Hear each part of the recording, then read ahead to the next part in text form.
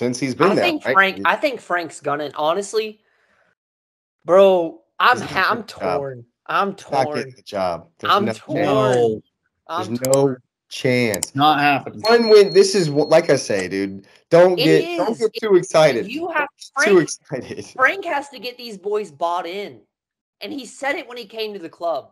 These boys are not match fit. These boys are not Chelsea. They're not bought into a system. Potter failed us. Potter was a scapegoat. But he was brought in to be a scapegoat. He hasn't brought a system either. He just He kept.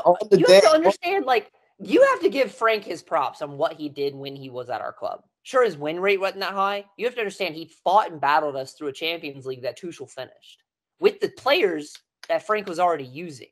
Frank built our academy up so Chelsea could make hundreds of millions of dollars on Tomori, on Gilmore, on what will be Conor Gallagher once he sells. Gilmore's just on loan at Brighton. Gilmore's coming back? Yeah, he's coming back. Oh, played today. Perfect. I love Gilmore. I'm a huge fan of Billy Gilmore. No, yeah, me too.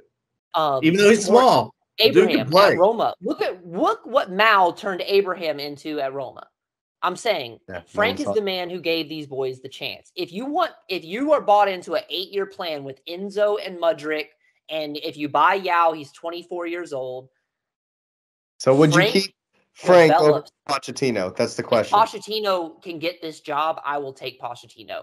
I don't think Posh is going to take this job because Posh wants too much power in the transfer market and he already told the owners they can't come into the locker room and, party in the halftime show and show all their corporate friends what the players look like at halftime. Posh already told him that's not cool. That's why Tuchel got fired. Tuchel said that's not cool. This is my club. I want say. I want power. Boyle and Clear Lake are not about that. Frank already said in the press conference, I don't care if they come in at halftime. They're clowns. I don't care. Posh isn't about that. Tuchel isn't about that. Nagelsmann wasn't about that. Enrique's not about that. That's why none of them will come to Chelsea. Well, then it kind of begs the question because, yes, props to Chelsea. And, you could kind of see at the end of the game, specifically when Felix scored, you could see and feel them. Everyone breathed that. You could see it. You could feel it from everybody because at that point, they're like, well, you know what? Even if we get smacked in the face for the rest of the year, we're here next year. We're here. And we have another $100 million to spend. So, right. Now, but what you said is it feels like that robs the moment a little bit, right? Because it's a fake moment, Lewis. You have to understand where I'm coming from.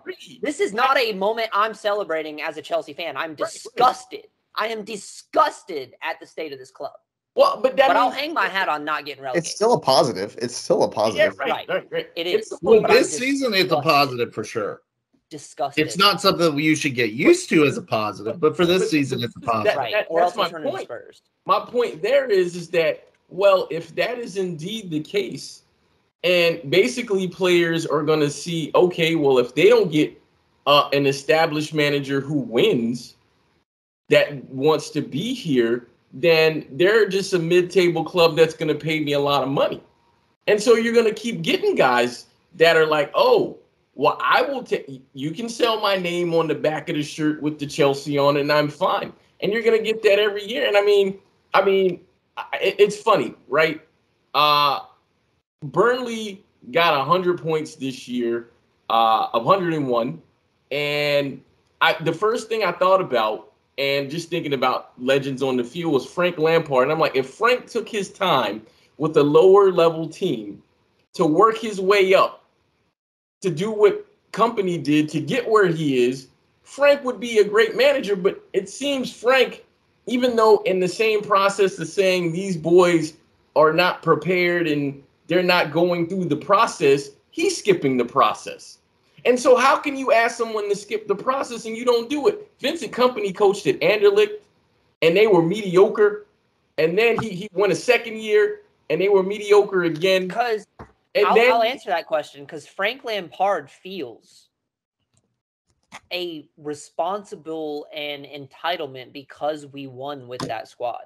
That don't mean nothing, though. It does to him. Listen to his conferences. Listen to his interviews, even when he was over at Everton.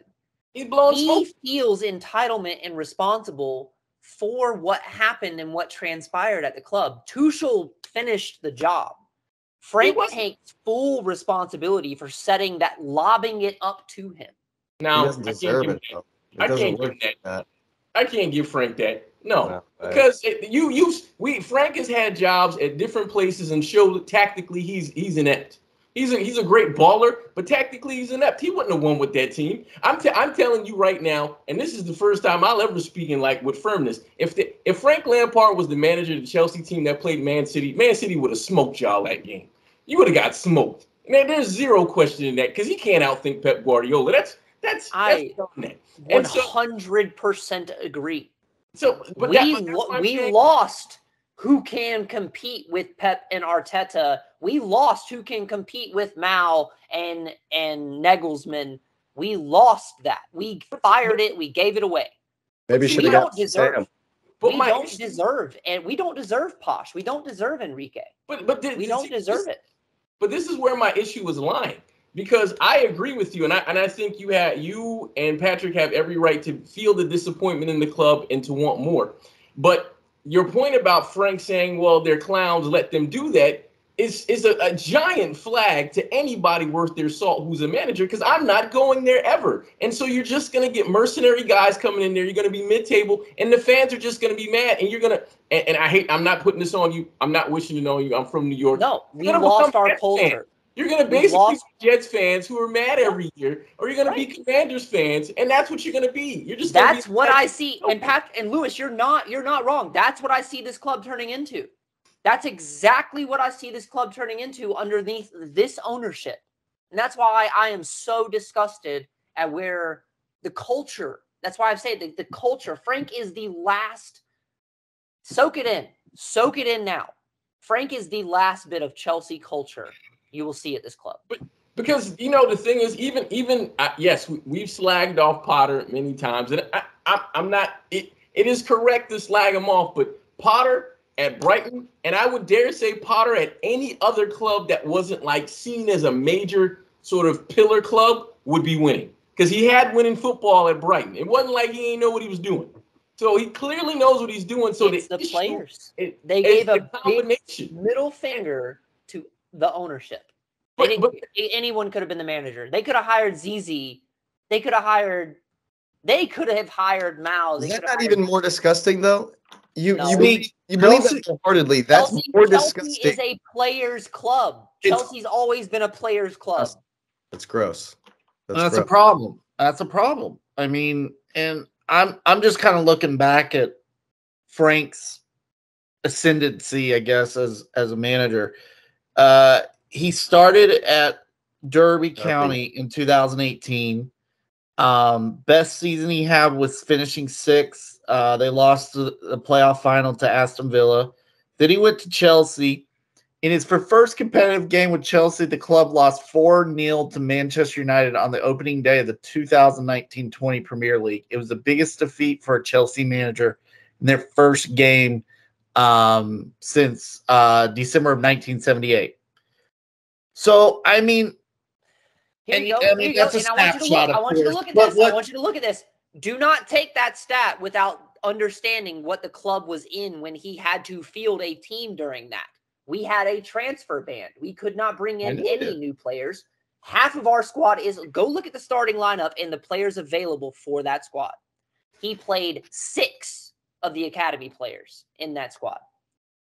Abraham starts. Tomori starts. Gilmore starts. Chiloba starts. He had no choice at the beginning of that season because Chelsea's hands have been tied for not only this past one for Roman being Russian, but 2 years ago because we were selling underage players for whatever we shouldn't have. Same thing Man City got in trouble for. And we had a transfer ban handed to us by FIFA. Frank came in to be the fix. Frank came in at the end of this season to be the fix. Frank set up a Champions League winning squad and made the club hundreds of millions of dollars on the transfers we will receive from Abraham and Tomori. Huh? It sounds like they're pimping him. If I'm Frank, I'm just getting pimped out. And why would I want to be a part of this club, man?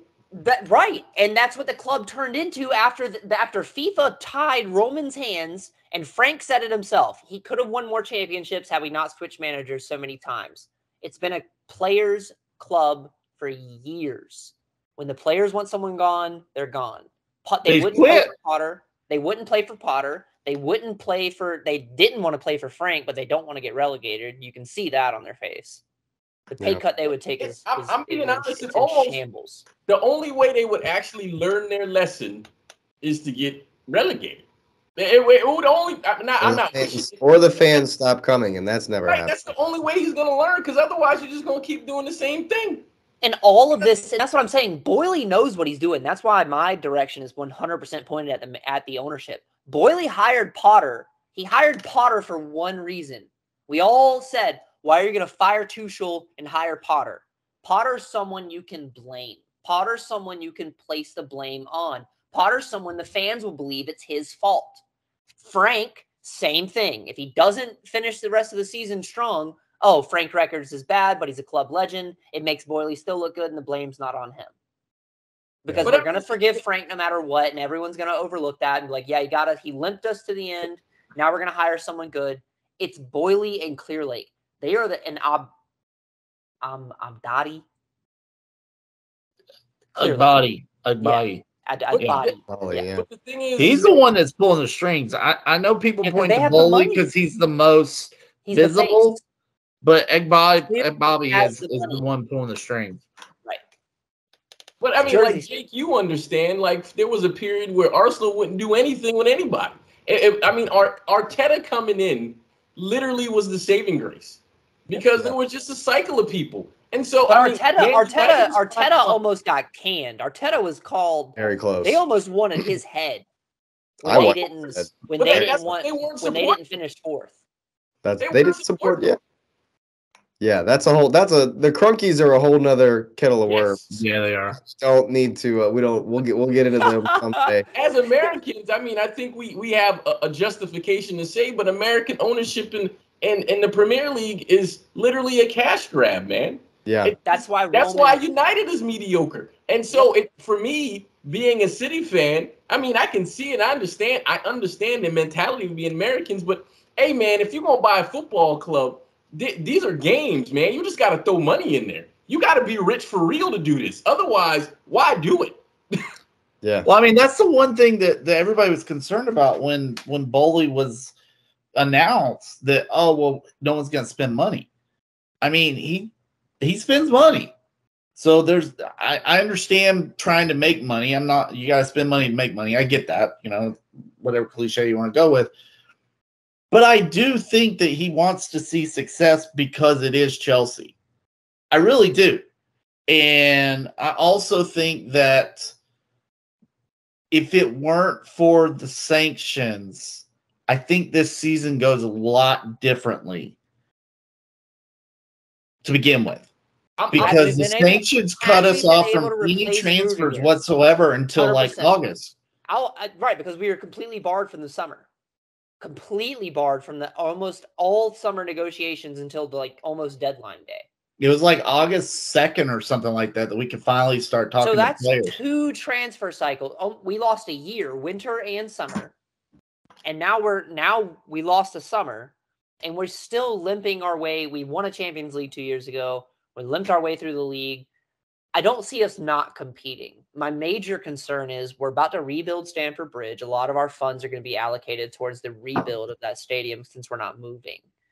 So that's why Boyle, in a sense, in the contract negotiations, brilliant. You have to sign Mudryk to 8 years. You have to sign Enzo to 8 years because you have to build a stadium next year because not only is it in Stamford Bridge's best interest, it's in the contract you signed when you bought the club from Roman.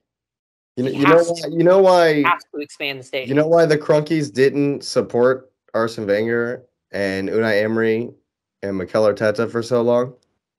They're paying off the Emirates. Yeah. Absolutely. So hopefully that doesn't mean that Chelsea's done spending on players and all the money's about to go to the stadium. I don't think so. I don't Good. think so. When the Lakers win the championship this year and Boyle gets his kickback, he'll have a little bit There you more go. pockets to fund. Well, if you still support Frankie Lampard, if you still believe I in love old Frankie Silver Frank, smash up the likes, subscribe to the channel, and get that notification bell on. We'll be back real soon.